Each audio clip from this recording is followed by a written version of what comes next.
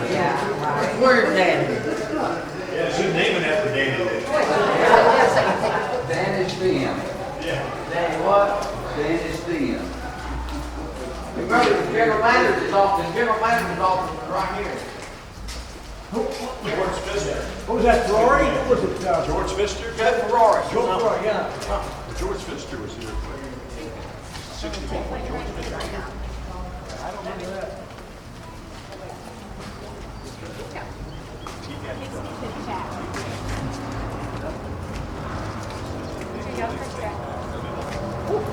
So were you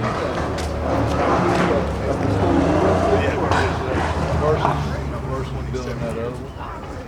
They said that the structure underneath Yeah, we had the structure, you know, like the concrete and all, Okay. was so, Cost too much. it peeled away so much. I remember the night Rich Berry, and this is the truth, people think, I remember the night Rich Berry climbed up on that backstop and laid right over the top of his head and got, you know, there's little gravel up there, started throwing gravel at the umpire. That's the truth. Rich Berry? How do you get up there? There was a ladder, right? Used to be a ladder right up there. You could climb right up. And he wasn't playing that game. And there used to be a guy that stayed up there Right up here. that got foul balls because there was a fence back there in the back, and balls wouldn't roll off. And the guy would be up there, and the ball would go up there, and he'd go get it. So Rich Berry went up there and got throwing rocks at the umpire. I believe it. He was a good guy. That was House and Martin. Bennett, Lane, Martha Lane. Gary was here in 60. That's when. Well, what year were you here, Butch? 63 and then Oh, 66. okay. Okay, 63. He's a young Yeah, guy. those girls. Yeah, I'm young. What you gonna do? Walk down there and pick it I up? was telling him, I remember when in 1960, there was 10,000. Yeah. Coca-Cola night, wasn't it? Well, you know, they used to play football on this field. Yeah. The high school did. A&T used to play their college football game on this field. When we had when Greensboro played the All-Stars in 60, it was a pretty packed house, too. Yeah, y'all beat them. Yeah. Greensboro 60 team was good. Well, we won the league. We lost the playoffs. 63. They won, the 60 team won both halves of the league, Both halves. plus the championship, plus they played the All-Star team and beat them. I was still in high school.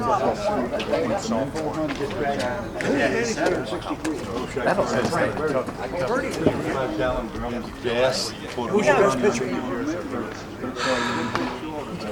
We had some good pitches. Miss Bishop was good. Chuck was here. You had Jerry Heinz was you had here. Larry Del Mar. Heinz was here? Yeah. Yeah, wow. Ted Dillard. Horsford, Jimmy Horsford. Horsford was still playing. huh? Bob Kohler. When was Vern Rapp here? We're at 66. Because when I came down, I was in Double A and they sent me back down to Now, B. nobody liked it. Vern Rapp was the manager of 66. No, he was tough. Very tough. 66, where was the Double-A team in 66? Columbus, Georgia. Oh, Columbus. I thought we had Birmingham one year, too, didn't we? Won the Birmingham Yankees? Man, wasn't there? Oh, And then we had New Orleans in one year of Double-A. I don't know. I played Double A Columbus in 66 and then Binghamton, New York in 67. We were trying to figure out this Class B league today might have been low Double-A. I mean, it would have been higher than what A-ball is. Oh, yeah. This would have been Double-A. In 63, we had. I'm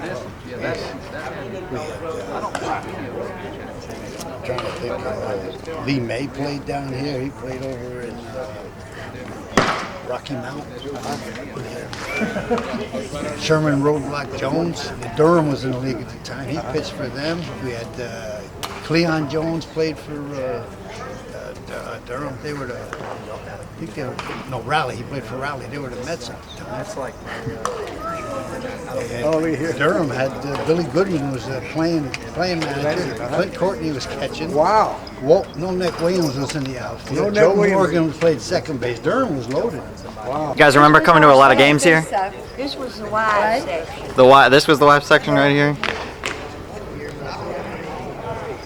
And you remember sitting in the same spots? Is that how it was?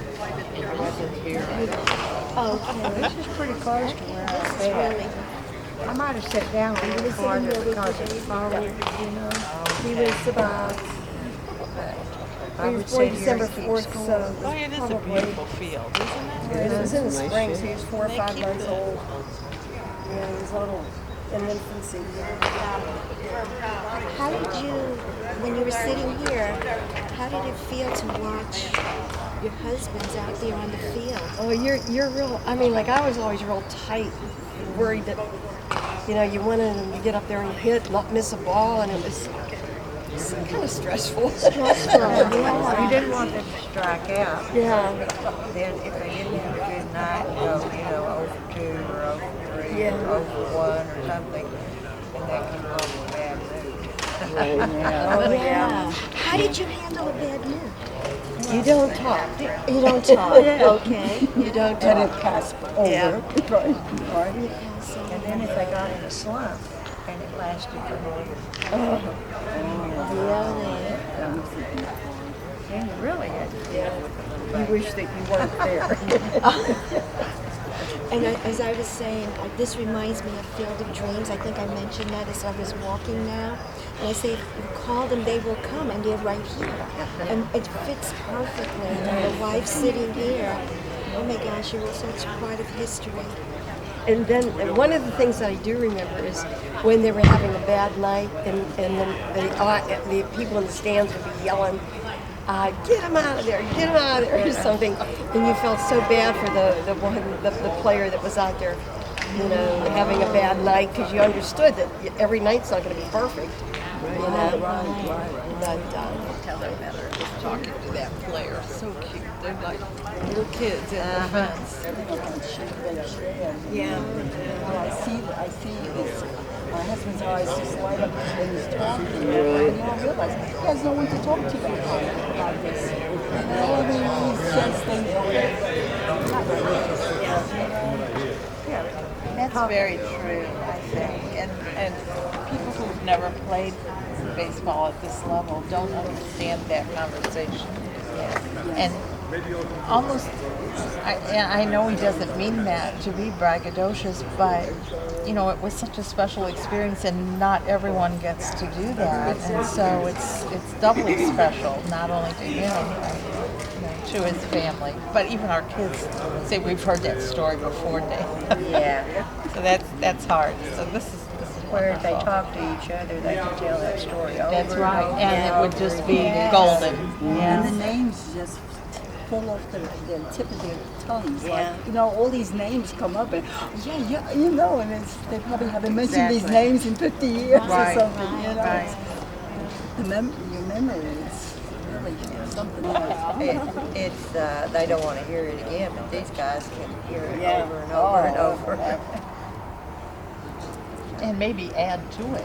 Yes, You know, I'm that's sure the other thing. Might It add gets a better. little depth to the story. It gets better over the Yeah. years. It's like their batting average improves, their RBIs are better. I'll tell you what my children get a big kick out of when something happens, like we were at our son's communion party, my grandson's communion party, and the youngsters there, they came over to our table to get my husband's autograph. Oh, and that was such a moment, a golden moment, you know, that he had a pen and they had a ball, and they were just waiting there in line, and I thought, oh my God. You know, and that is to these children. Yes. Really, Not- that and my husband was like in another world. Not too long ago, we got a letter, and it was some kid, and where he got our name, address, anything, I don't have any idea. But he sent pictures of Daddy.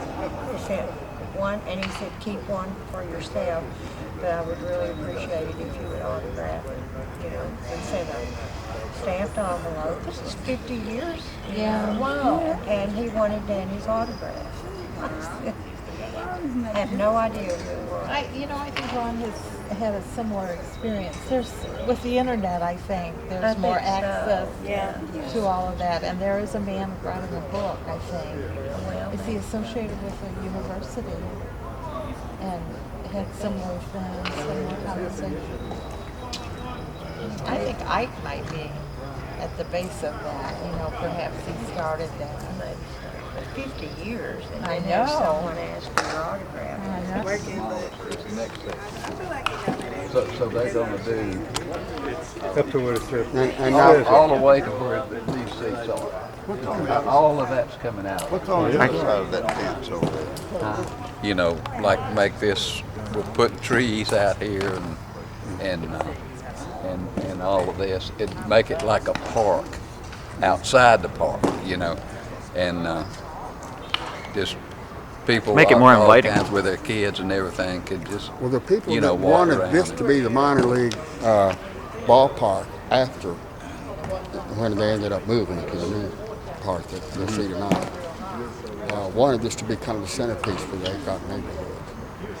Yeah, I that's always what remember that. Yeah. they've got several I mean, plans. Yeah, but they had, and I I don't saw know if some they'll of the ever come plans to for fixing fruition this or up not. real.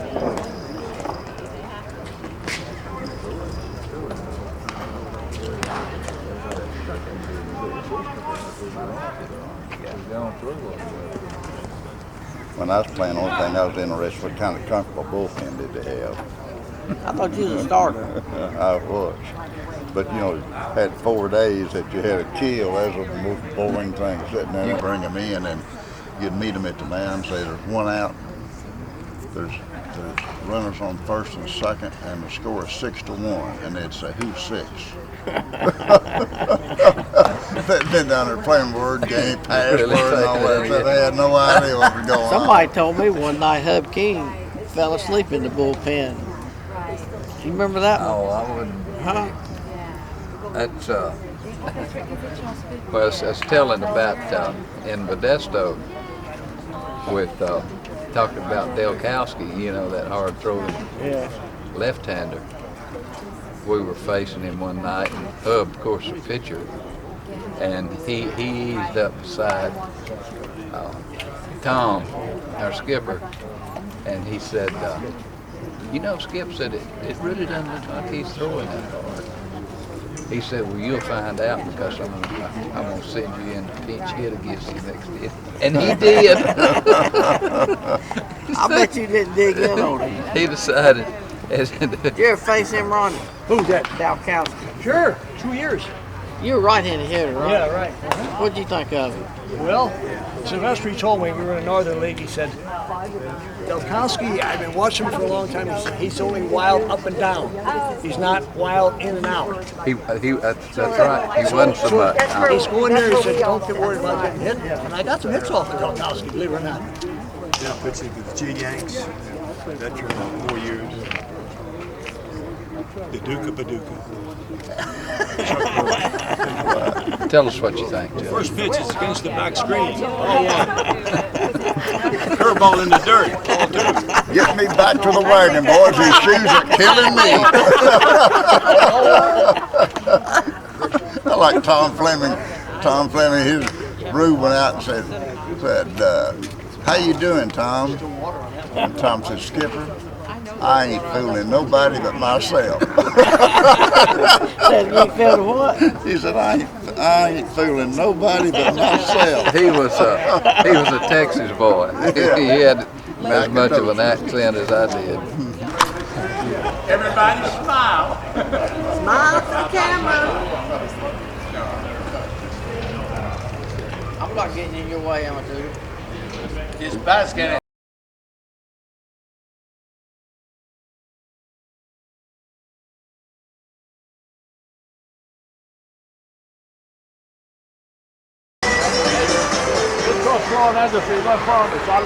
Hey, Dan, loosen up that arm. Don't lose it. What arm? I help him.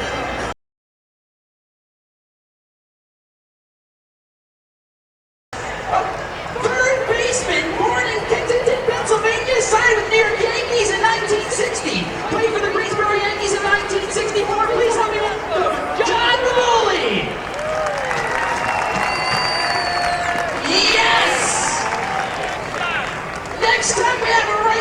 pitcher, born in Columbia, South Carolina.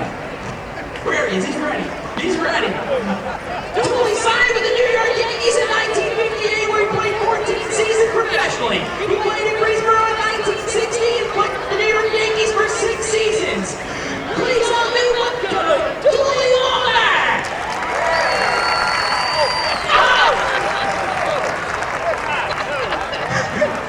Next up was an outfielder born in St. Louis, Missouri.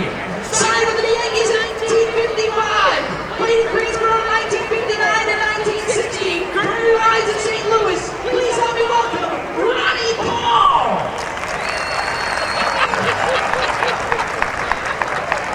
Next up, born in Covington, Virginia. Signed with the Yankees in 1960. Played in Greensboro in 61 and 63. As a member of the Virginia Sports Hall of Fame and former athletic director from the University of Richmond. Please help me welcome the catcher, Chuck Boone. Yeah. He played first base and was born in Springfield, Missouri. Signed with the Yankees in 1960 and played in Greensboro in 63 and 64.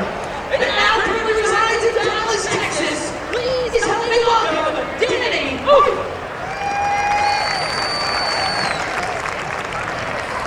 Yeah!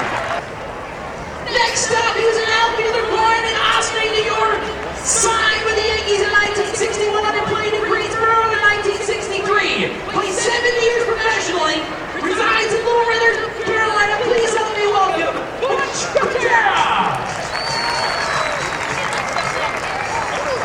Next up, born in Spearfield, Louisiana. Signed with the Yankees in 1959. Played 6 years in the Yankees organization before being traded to the St. Louis Cardinals. I played in Greensboro in 1961. Please help me welcome the second baseman, Ike Butch.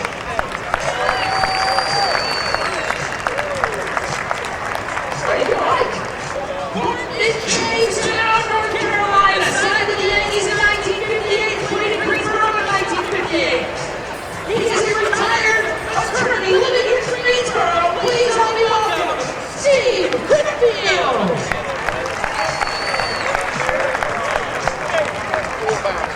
Next up was right-handed pitcher was born in Ohio. Signed with the Yankees in 1957. Played here in Greensboro in 1959 and 60. After his playing career ended, he made Greensboro his home. Please help me welcome Dick Stewart. Oh, he still got it.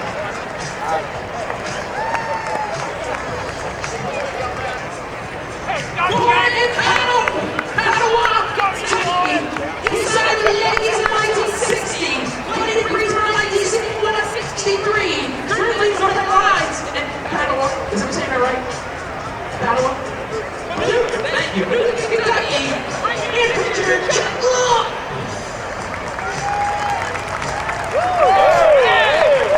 Born in New York and signed with the Yankees in 1957. Played for the Greensboro Yankees in 1958. And still resides back in New York. Please help me welcome pitcher Rudy Surratt.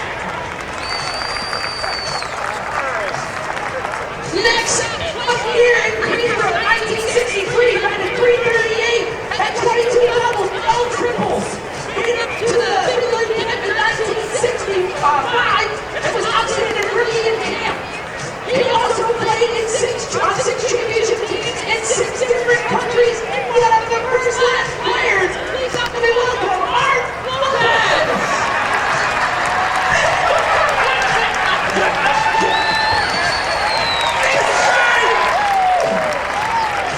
Tell you.